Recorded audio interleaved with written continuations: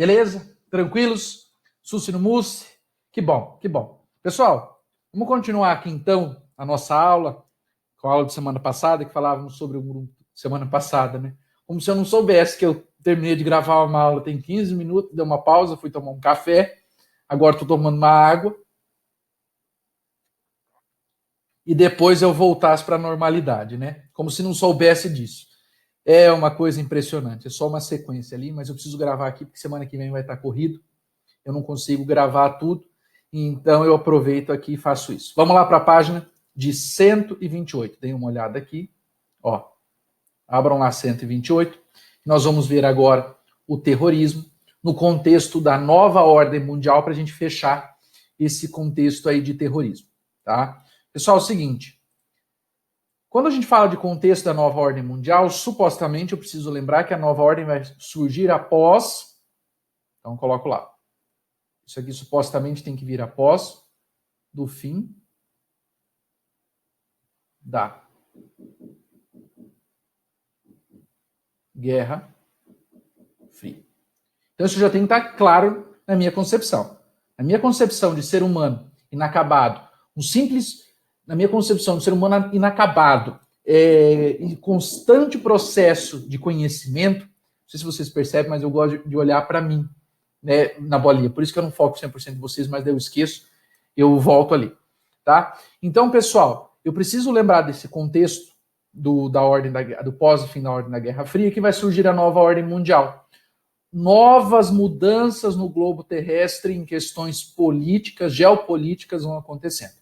Então, agora nós vamos começar a analisar esse contexto, tá? Então, é um contexto muito mais complexo, certo? É um contexto muito mais complexo, que é o que nós vamos ver agora, depois que eu apagar isso aqui. Ah, meu Deus do céu, cadê? Aqui. Apagar todas as coisas do site. Nesse sentido aqui, tá? Então, vamos lá. Primeira coisa que eu preciso entender, o terrorismo que causado no contexto da nova ordem mundial. As desigualdades entre o centro e a periferia. O que seria isso aqui? Isso. Olhem essa imagem aqui do lado, para a gente entender as desigualdades. Eu vou ficar aqui dentro da favela, tá? Tiro para tudo que é lado. Vamos lá. Tá? Tô aqui na favela. Ó o preconceito. Tô aqui na favela, né? Ó. Ou a comunidade, vocês viram, né? E aqui eu tenho, ao fundo, desse vermelho lá atrás, eu tenho prédios, eu tenho centro. E aqui eu tenho a periferia. Então, supostamente, eu associo o centro com a periferia. Eu apertando em tudo aqui, tá? O centro com a periferia. Eu já começo a entender a partir disso. O centro ficam localizadas as pessoas que têm condições e a periferia as pessoas que não têm condições. A partir disso, já vai surgir o quê? Surge um conflito, tá? Conflito ideológico. O outro momento, se vocês olharem aqui, vai começar a aparecer também as desigualdades étnico-religiosas. Pessoal, coloquem uma coisa na cabeça de vocês. Desigualdade significa que um tem mais e muitos vão ter pouco, tá? Então, isso vai gerar um conflito. Esse conflito ele pode ser armado, ele pode ser silencioso, ele pode ser de várias formas. Mas eu quero que vocês entendam que, de qualquer forma, vai surgir um conflito, tá? Aí, nesse caso, quando eu estou falando de questões de conflitos étnicos religiosos e tudo mais, eu vou começar a falar de um grupo mais específico terrorista, que nós conhecemos como a Al-Qaeda. Esse senhor, para quem não conhece, tá? Para quem não conhece esse senhor aqui,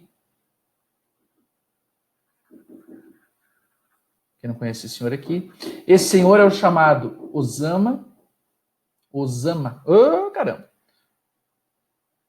Bin Laden. Tá? Esse senhor aqui é o seu Osama Bin Laden. O seu Osama Bin Laden, ele é um cara precursor do terrorismo. Tá? É um dos iniciantes desse terrorismo do contexto da nova ordem mundial, formando o grupo terrorista chamado Al-Qaeda associado ao Estado Islâmico.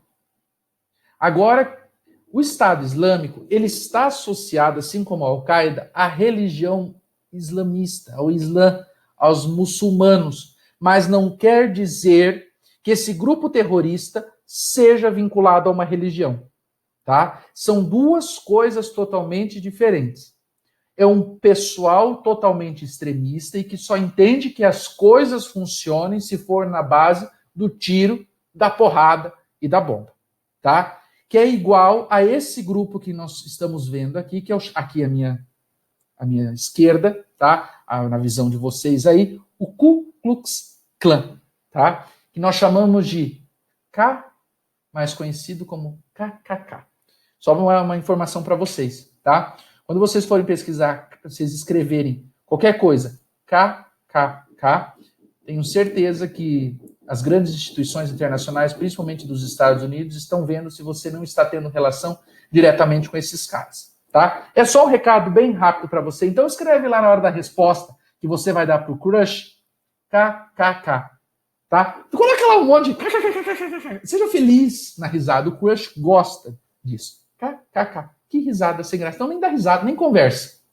Se a pessoa responde, sou assim, não conversa, tá? É um grupo também protestante, tá? Protestante,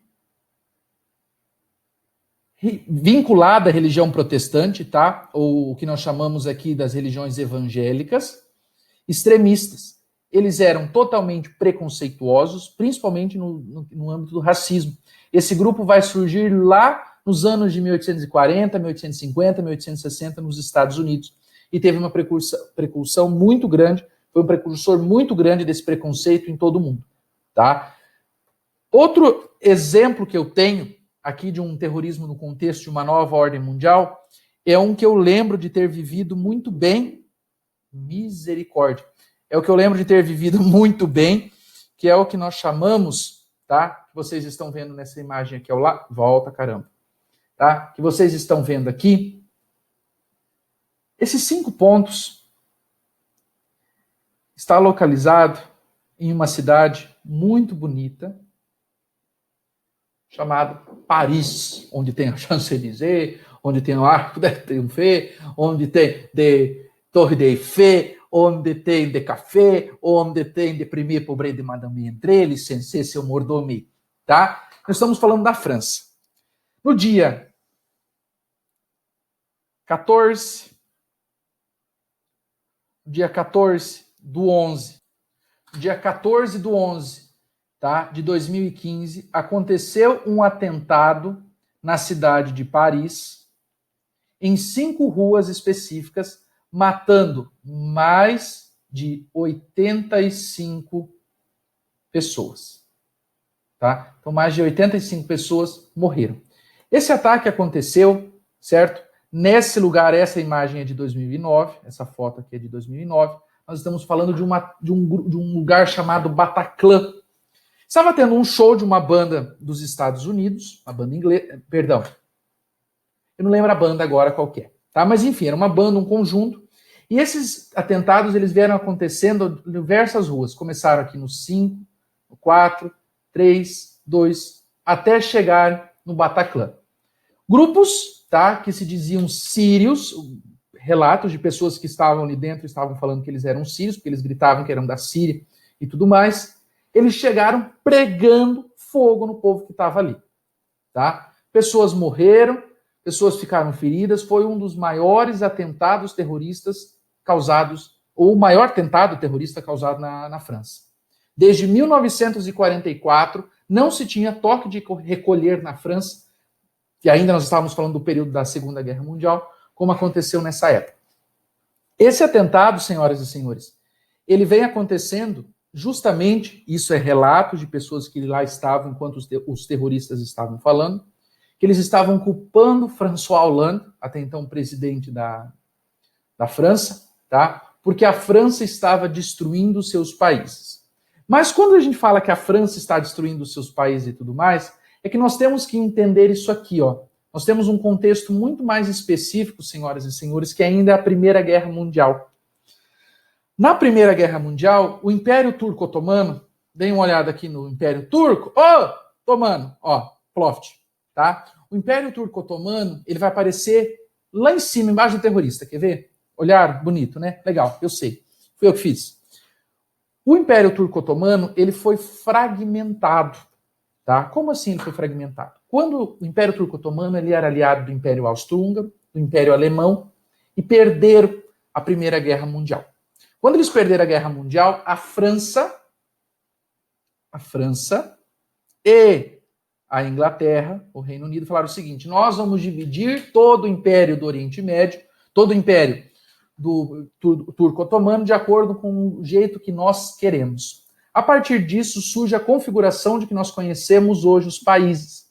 Então, durante ali de 1917, 18 até os anos de 1930, eram protetorados, ou seja, eram regiões que eram protegidas pela França e pela Inglaterra.